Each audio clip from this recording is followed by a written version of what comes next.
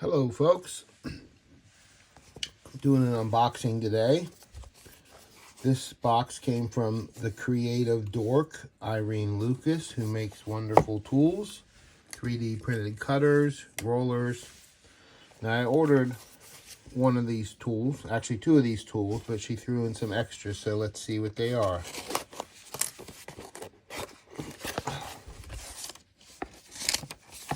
Oh, I got a 10% off my next order coupon.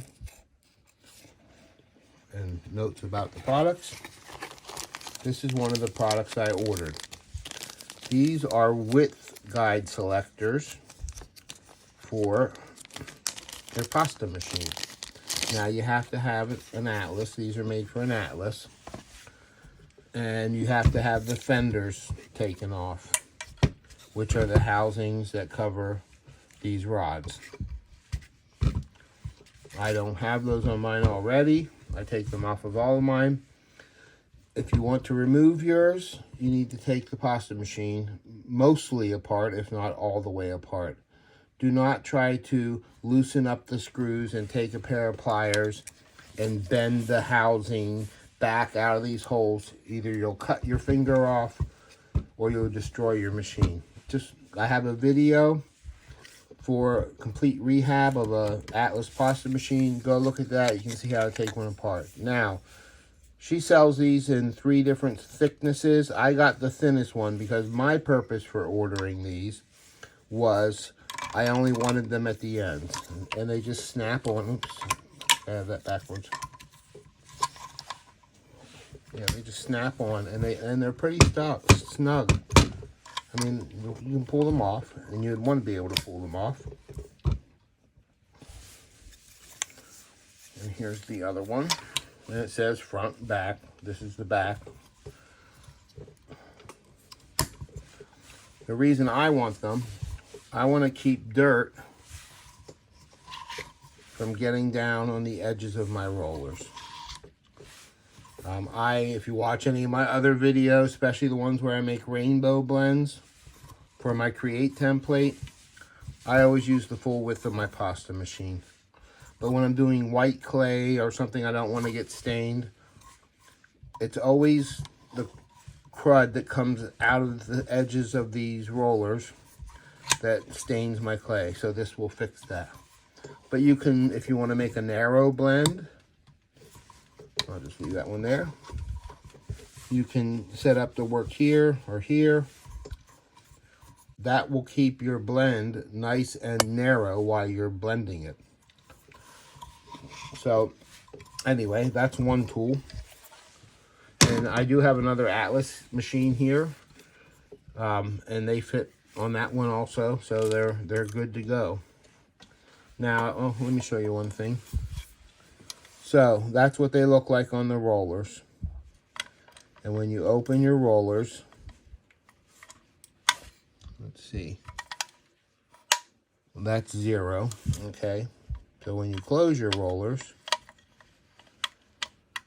you know, it's still in position to block your clay from sliding past it. Nice little gadget. All right, anyway, the next tool, this is the other one I ordered.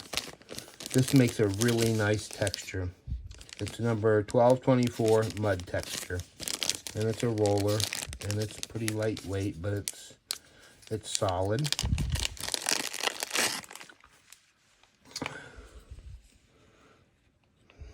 It's like pebble.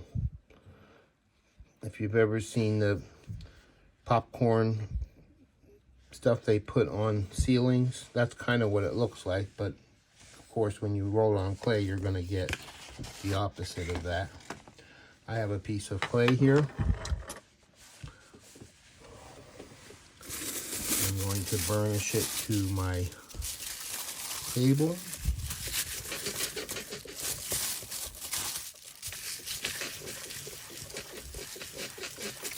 Make sure it's well stuck. I'm going to use Armor All. Get these at Dollar Tree for $1. Make sure it says original. They have one that's a cleaner. You don't want that one. But Armor All does not react with the clay. and it bakes fine and doesn't leave a powder residue. Now, how I use rollers, I put them on the clay, because doing this, I can't do that. And then I take a big rubber stamp, okay? And I put it on there, and I press down, and I push with the rubber stamp. Kind of in the way. And then you get a nice, deep, even texture. Awesome. I love organic textures. This one's really nice. And I'm going to go over it again because I think you're doing it twice. The camera stands in the way at the back end. That will give you even more. I have a lot of uses for this kind of texture. All right, that's the second one. And that Armor All is already drying. You don't have to, I'm soaking up the extra. It's compatible with clay. It won't hurt the clay. It won't make a film. It won't do anything when you bake it. Okay. Now, this I did not order. These are, I guess they're making earring studs. And I don't understand the fascination. So what do I have here? I have a 3 and a 7 and another 7. Okay. So I have 2 of the same. I think she just threw stuff in the box. And this little cutter, I am assuming, will work for either of them depending how thick your clay is. And this is a thickness sheet. So you would take a piece of clay that you're going to make your stud covers with, and you would use this as a thickness guide. And then, oops, I'm going to spray this cutter because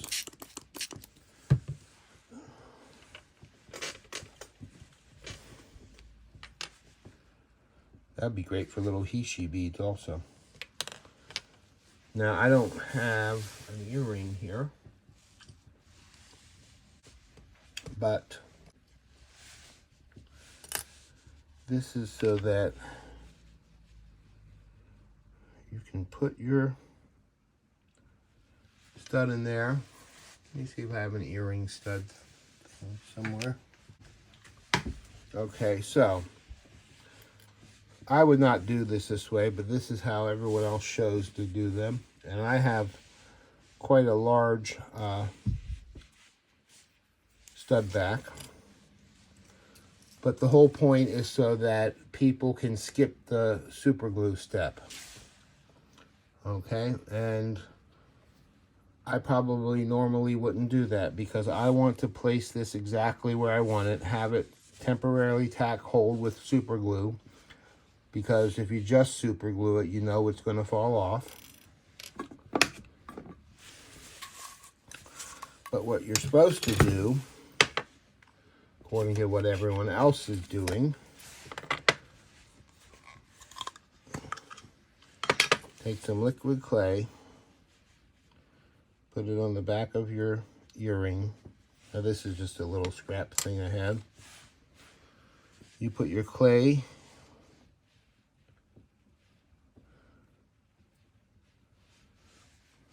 in there.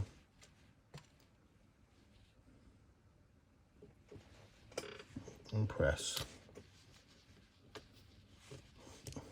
Stuck to my table. See? I didn't have enough clay there. So I would need to use a thicker bit of clay or a larger cutter. That's a little bit larger. Let's try this one. I'll leave that other one on there.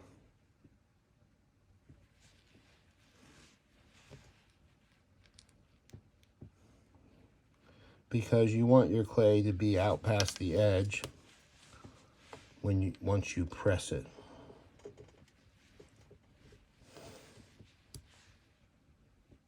Nope, see, that's not a tool for me.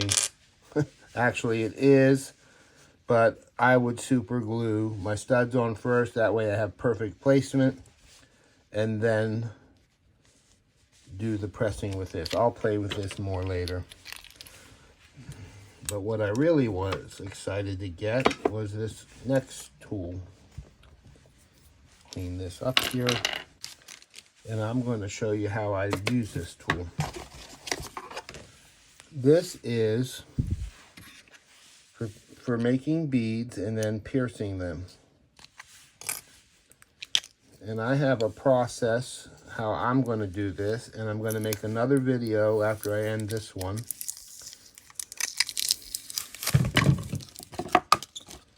And show you how I cover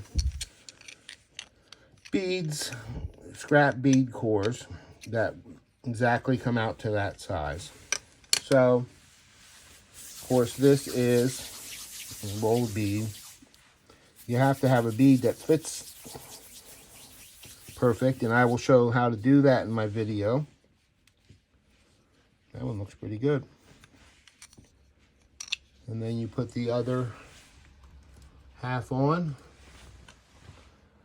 And these are really super sharp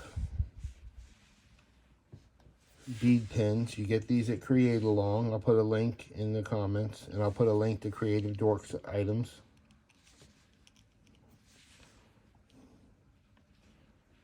And then do it on the table. Press straight down. You should come out the other side. And you do. And then you can take your bead off and have it on there. That's not the most perfect bead. But what I'm going to show you how to do is a way to make bead cores that you can then cover with cane slices and roll them, and they still fit in these holes, each one perfectly. And there's a little bit of a process to that, but if you're doing like anything else as a assembly line fashion. Where'd my roller go? There it is. You will get quite productive in making beads. And this, being able to pierce them like that, makes it quite easy for most people. Thanks again for watching this short little video. Once again, I'll have the Creative Dork's link in the comments, and actually in the description. Don't forget to like and share. And if you really want to help YouTubers, let the commercials run. That's where they get the most value for their work. Thanks again.